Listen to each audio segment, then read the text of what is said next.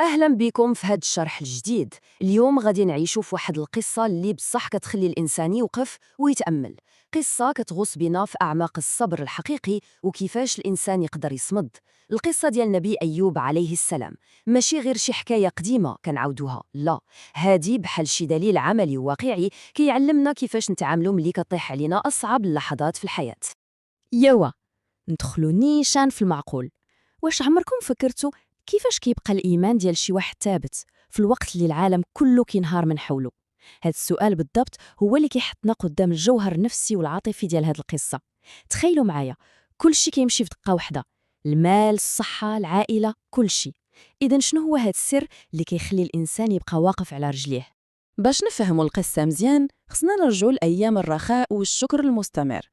قبل ما توصل المحنة خاصنا ضروري نشوفوا كيفاش كانت البداية. أيوب عليه السلام كان واحد الإنسان شكور ومؤمن لواحد درجة كبيرة فاش كان كل شي عنده مقاد. وهاد النقطة راه مهمة بزاف، حيت كتبين لينا باللي العلاقة ديالو مع الخالق كانت أصلا مبنية على الامتنان فاش كان مرتاح، ماشي عاد تفكر الله فاش طاح في الشدة. فهاديك الوقيقة كان عايش في خير كبير، أراضي خضراء شاسعة فين ما شافت عينك، قطعان ضخمة ديال الماشية، وليدات وبنيات صالحين كيعمروا عليه الدار، وزيد عليها مكانة واحترام كبير وسط المجتمع ديالو. ولكن واش هادشي خلاه يتكبر؟ أبداً. الغريب في هادشي كامل هو أنها الثروة الهائلة زادته غير تواضع وسخاء، كان ديما كيعاون الضعفاء، وبابه ديما مفتوح، يعني تقوى صافية من القلب كبنية أساسية. هنا الأحداث غادي تاخد واحد المنعطف آخر، وكنوصلوا لمرحلة توالي المحن وبداية الابتلاء. الابتلاء في هذه القصة ما جاش دقة واحدة باش يسهل الواحد يستوعبه، لا، جا بحال شي موجات متتالية ومدمرة، ضربة مورا ضربة، باش يبان المعدن الحقيقي ديال الصبر. شوفوا معايا هاد التسلسل الزمني، فغضون أيام قليلة مشاو كاع المحاصيل والماشية ديالو، ومن بعد أسابيع قليلة جات الضربة اللي بصح كتقسم الظهر. الدار طاحت على ولادو وبناتو وماتوا كاملين في لحظة واحدة وهما مجموعين. بحال إلا هادشي ما كافيش، من موراها جا واحد المرض جسدي شديد ومؤلم اللي استمر 18 سنة. هاد الترتيب راه كيخلينا نحسوا بواحد الثقل النفسي والعاطفي رهيب اللي صعيب على أي إنسان يتحمله. ورغم هذا الفقدان اللي العقل ما يقدرش يتخيلوا، تأملوا معايا مزيان في شنو قال ملي فقد ولادو كاملين: هم أمانة عندي والآن ردهم إلى صاحبه، اللهم اجعلهم شفعاء لي. واو، القوة النفسية اللي كتخلي شي إنسان يشكر الله وسط هذا الحزن العميق راه شي حاجة خارقة للعادة بالصح.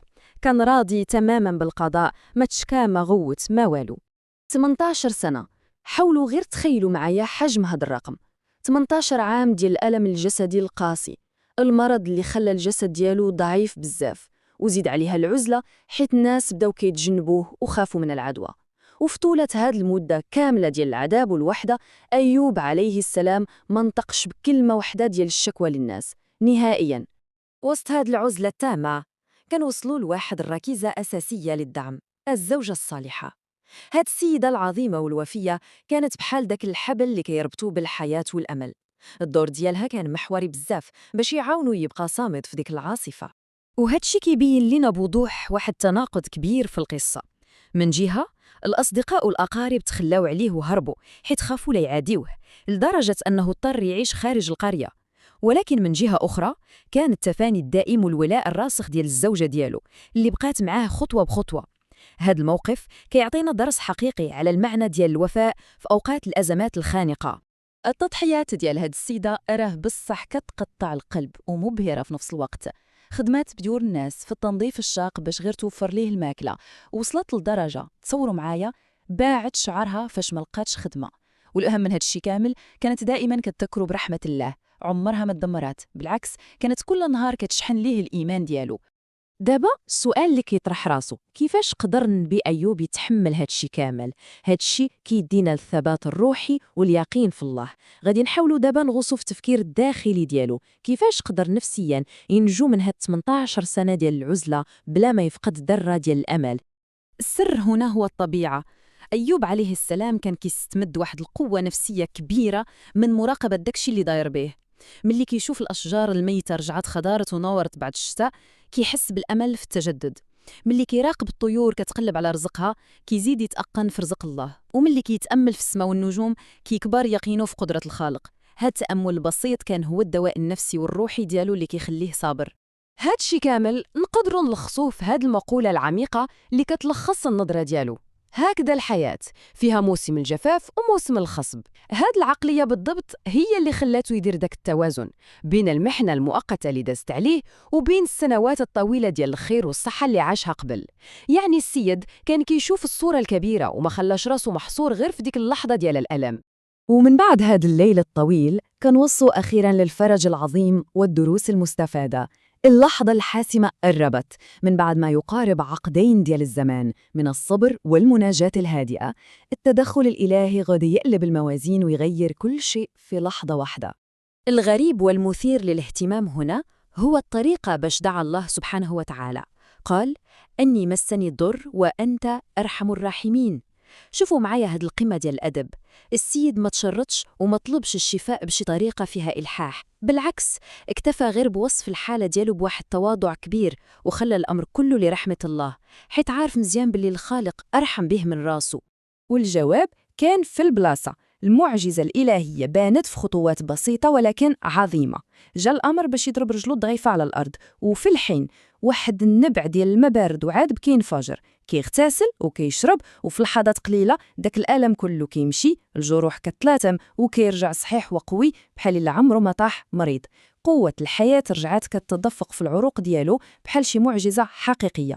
والزوين في هاد الشي هو أن التعويض ما كانش غير الشفاء بوحده ولا غير رجع للحالة العادية. لا، التعويض كان مضاعف وفيض من العطاء. الصحة رجعت أحسن من اللي كانت، الثروة والمواشي والأراضي كلها خضارت وتضاعفت، وحتى وليداته الله رزقه الضعف ديال العدد اللي كان عنده. هادشي كيوصل لنا ميساج واضح: العطاء من بعد الصبر الجميل كيكون ديما بلا حساب. إذن النقطة الأساسية اللي خصنا نخرجوا بها من هادشي كامل هي كيفاش نربطوا هاد الدروس بحياتنا اليومية. الصبر راه ماشي غير نسدو فمنا ونسكتو، الصبر هو داك الرضا والقناعة الداخل في قلوبنا، وخصنا نفهمو باللي المحنة بزاف د المرات كتكون غير اختبار للمحبة ورفع للدرجات ماشي عقاب. وطبعاً ما ننسوش القيمة العظيمة ديال الشريك الصالح اللي كيوقف معاك في الشدة ديال بصح. وباش نختمو هاد الشرح بغيت نخليكم مع هاد السؤال: كيفاش نقدروا حنا اليوم نكتشفوا داك اليسر العميق اللي مخبي وسط الصعوبات اللي كنعيشوها؟ قصة أيوب عليه السلام كتعطينا واحد الأمل كبير ويقين راسخ بأن مع العسر يسرا. الشدة عمرها ما كدوم والفرج ديما قريب واخا يبان لينا بعيد ومستحيل. كنتمنى هاد الشرح يكون خلاكم تتأملوا وتستلهموا من هاد الصمود في مواجهة تحديات الحياة. شكرا حيت كنتوا معنا، ونتشوفوا في مواضيع جاية إن شاء الله.